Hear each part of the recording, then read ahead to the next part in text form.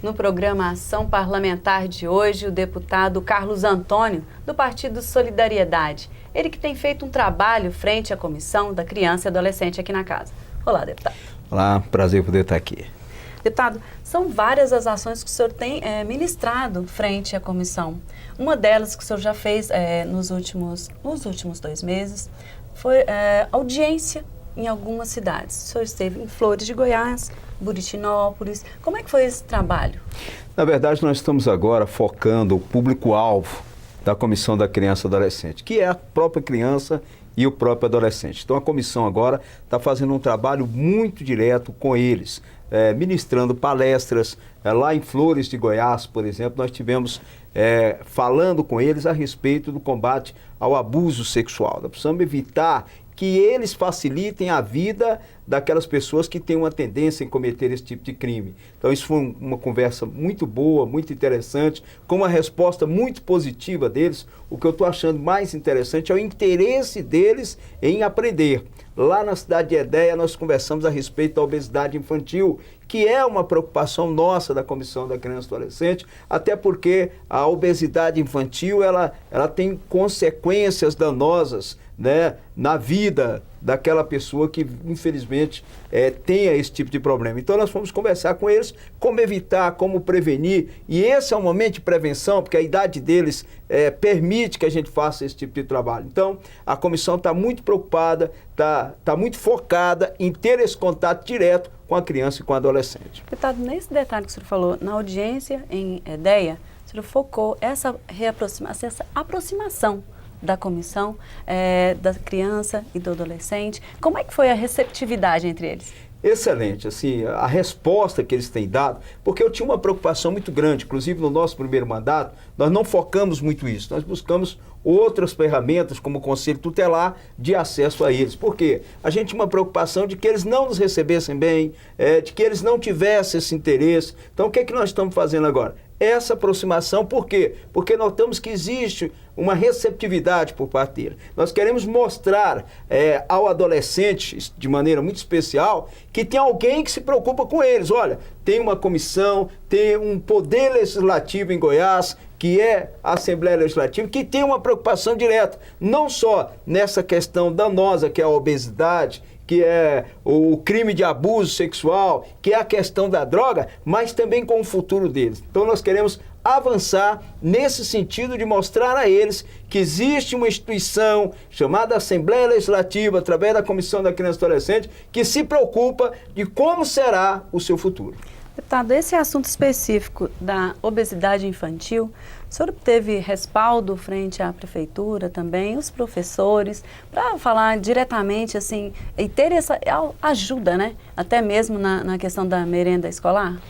Fernando, eu entendo que quando você mostra às pessoas que o trabalho é sério, que você tem uma preocupação de fato com aquilo, e não apenas um interesse político de ter qualquer tipo de retorno, eu acho que todos abraçam a causa. Por exemplo, em Edéia, que nós estivemos falando sobre esse assunto, todos os professores, todos os diretores, nós tínhamos lá 3 escolas, com os professores, com os diretores, né, o Conselho Tutelar, todo mundo abraçou a causa e percebeu que há uma seriedade nesse trabalho, nessa divulgação, nessa preocupação, nessa prevenção. E mais que isso, e essa é uma preocupação, não só minha, mas de todos os deputados que fazem parte da Comissão da Criança e Adolescente, que é o quê? De que não fique restrito ao que se leva de conhecimento no momento da palestra, que seja dada uma sequência. Por isso que a gente acaba atraindo também os professores, os diretores, para que haja uma sequência nessa conscientização. E sempre contando também com o apoio dos conselheiros, correto? Correto. Os conselheiros é que fazem essa mobilização nos municípios, eles é que levam as crianças, os alunos, até o local da palestra, fazem a mobilização, conseguem a estrutura para que a gente faça esse tipo de trabalho. Então, o Conselho Tutelar, inclusive lá em 2011, quando nós iniciamos esse trabalho na Comissão da Criança e Adolescente, Deus permitiu que a gente vislumbrasse essa parceria com o Conselho Tutelar, que é, sem dúvida alguma, a melhor ferramenta de acesso e até de proteção à criança e adolescente. E lá o Conselho tem tido uma boa sede? Como é que está essa questão de infraestrutura lá para eles? Olha, na verdade, nós não temos ainda no estado de Goiás uma conscientização de que de fato o conselho tutelar é importante. Infelizmente, nós temos prefeitos nos municípios que acham, entendem que qualquer dinheiro aplicado no conselho tutelar é gasto e não investimento, né? Nem todos os municípios, graças a Deus, se você pegar o quadro de 2011 e compará-lo com a situação de 2015, você perceberá que houve um avanço muito grande, né? E isso realmente se deve muito ao trabalho dessa casa, ao trabalho da Comissão da Criança e Adolescente. Eu acho que a Assembleia Legislativa, ela joga esse papel importante de dizer, olha, nós somos o esteio de vocês, nós estamos aqui para defendê-los, para busca de conquistas. Talvez por isso, hoje nós tenhamos esse avanço todo, mas não é ainda da maneira que a gente gostaria. Então, paralelamente a esse trabalho de aproximação com o adolescente, nós queremos continuar na estruturação dos conselhos tutelares. Deputado, a gente vai para um breve intervalo e volta em instantes para falar a respeito de abuso sexual de crianças e adolescentes. A gente volta em instantes.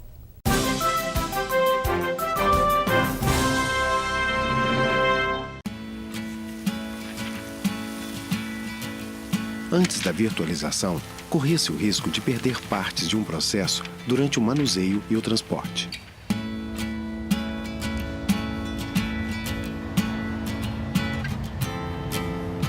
Além do longo tempo gasto com o envio, que pode chegar a 7 meses.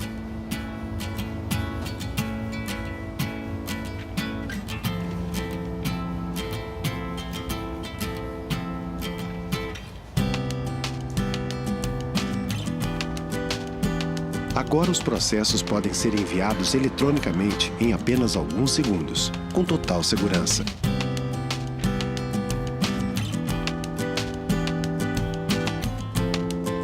O que antes levava meses e muito papel, agora está a um clique. Virtualização de processos, porque ter acesso fácil e rápido à justiça é um direito seu.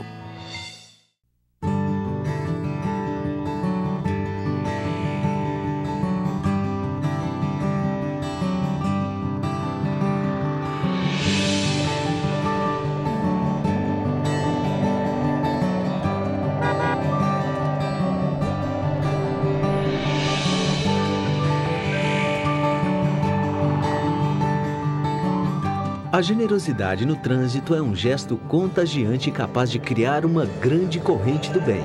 Agora que Goiânia chega a 1 milhão de veículos, é a sua consciência que faz essa corrente crescer com mais força.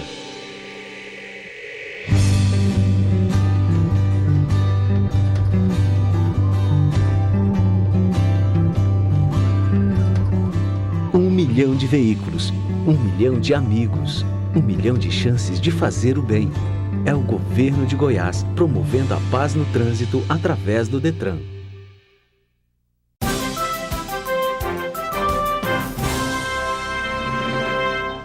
De volta com o programa Ação Parlamentar, que hoje entrevista o deputado Carlos Antônio, do Partido Solidariedade.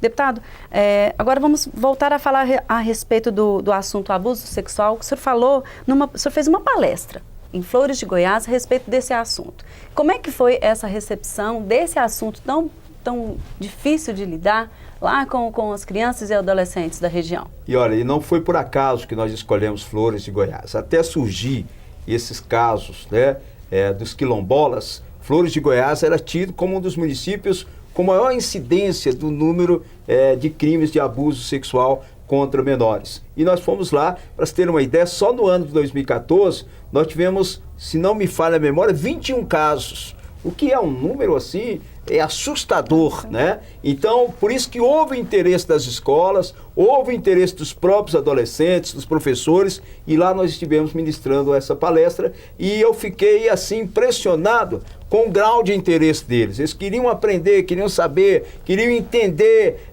de fato como evitar esse contato direto com essas pessoas que cometem esse tipo de crime. Os conselheiros da localidade têm todo esse aparato, porque dependem até de uma ajuda psicológica para poder as crianças e adolescentes que sofrem esse tipo de abuso. O que eu observo, Fernanda, é de que a sociedade já sabe para onde correr.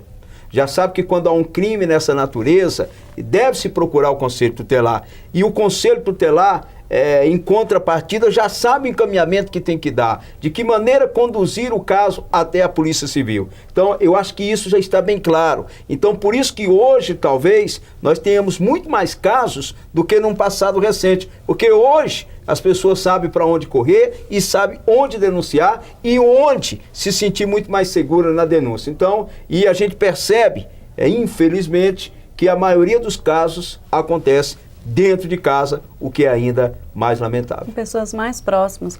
Geralmente são pessoas que têm a confiança da criança, né? Porque a criança geralmente ela não se solta com o estranho e ela faz isso de uma maneira muito natural com alguém que ela confia.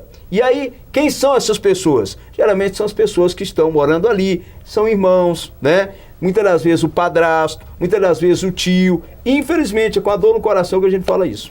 E como é que tem sido tratado pelo município esse assunto? Não, o Conselho Tutelar, pelo menos em Flores de Goiás, ele tem sabido conduzir isso, né? E o nosso trabalho lá foi no objetivo de poder reduzir esse índice o mais breve possível. Ele tem conduzido o Conselho Tutelar, primeiro na assistência à família, ou primeiro, na ordem mais correta seria essa, primeiro no registro da ocorrência no âmbito da Polícia Civil e a partir daí na assistência à família. Deputado, e o caso de Cavalcante especificamente? Como é que está esse processo? Essa é uma vergonha nacional. Eu acho que não se aplica apenas o ato vergonhoso ao Estado de Goiás. Eu acho que isso é uma questão que deve ser tratada de maneira federal, inclusive. É lamentável que as pessoas utilizem do mecanismo que é utilizado no município de Cavalcante junto à comunidade quilombola, aos calungas, e aproveitando do estado de pobreza, que o grande hoje, infelizmente, o grande acesso que o malfeitor tem é exatamente explorar a pobreza, ofertando facilidades para que possa atrair essas crianças e a partir daí praticar esse crime bárbaro que é o crime de abuso sexual. Menos mal, e a gente observa isso, não só a Comissão da Criança e Adolescente da Assembleia, mas nós já estamos buscando através da comissão, nós já enviamos expediente, inclusive, para a Secretaria Nacional de Direitos Humanos, cobrando providências. A comissão, através de mim enquanto presidente, estou entrando em contato com os deputados, com a deputada Érica Cocai, que é a presidente da Comissão de Direitos Humanos da Câmara Federal, deputado Paulo Pimenta, que também é um outro interessado no assunto.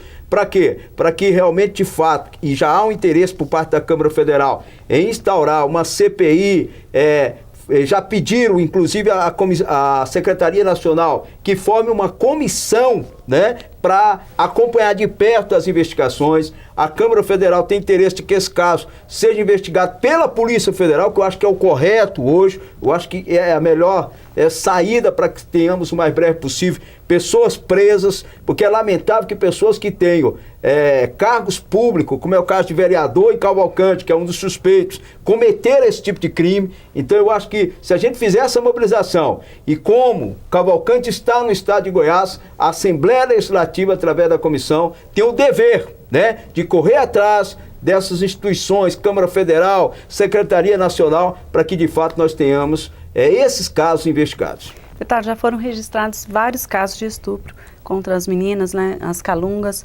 E agora, como é que a comissão local da Assembleia Legislativa do Estado de Goiás, que o senhor tem a presidência, como é que vai poder agir juntamente com a Câmara, já que o senhor já fez essa solicitação? Como é que pode ser esse procedimento da comissão? Eu acho que legitimamente, Cavalcante estar no Estado de Goiás, né, e ser regido, né, pelo Estado, nós temos a obrigação, enquanto deputado estadual, presidente da Comissão da Criança e Adolescente, fazer frente para que realmente esses casos sejam apurados. E qual que é a minha visão enquanto presidente? É que como há interesse da Câmara Federal, né, em entrar nesse caso, eu acho que a Assembleia não pode ficar fora. Por exemplo, nessa formação da comissão de acompanhamento que a Secretaria Nacional deve fazer, eu acho que obrigatoriamente algum deputado de Goiás deve fazer parte da comissão para acompanhar, né? E aí a comissão coloca todos os seus deputados à disposição para que um seja indicado, para que esse acompanhamento seja feito por parte da Assembleia Legislativa do Estado de Goiás. E eu fico feliz, sinceramente, muito feliz de ter essas informações de que deputados, né, federais, presidente de comissões atinentes ao assunto, têm um interesse em prosseguir essas investigações. Deputado, nosso programa já está chegando ao fim. Eu gostaria das suas considerações finais a respeito desse trabalho que tem sido nos seus 2 mandatos agora, nesse segundo mandato, o senhor tem trabalhado com afinco aí em defesa da criança e do adolescente. Fernando, eu é que agradeço a oportunidade, agradeço muito a Deus de dar a minha sabedoria, de ter, né, a motivação necessária para conduzir esses assuntos, para buscar a solução, me dedicar ao máximo que eu posso, e aqui eu não posso ser egoísta ao ponto de dizer que é um trabalho individual, muito pelo contrário, é um trabalho da Assembleia Legislativa do Estado de Goiás, de todos os deputados que fazem parte da Comissão da Criança e Adolescente. Então, é no trabalho coletivo que o resultado aparece. E eu estou muito feliz de ter aí vários deputados novos compondo a comissão, com muito interesse, com muita vontade, acompanhando, apoiando, incentivando. Eu acho que existe, pelo menos da minha parte, uma expectativa muito positiva para que nós tenhamos resultado prático, muito mais interessante para a sociedade. E em nome da necessidade de uma sociedade melhor no futuro, eu agradeço a oportunidade de poder vir aqui e falar sobre criança e adolescente. A equipe da TV Assembleia quem agradece aqui a sua participação de hoje e o nosso programa está terminando. Muitíssimo obrigada a todos e até o próximo programa.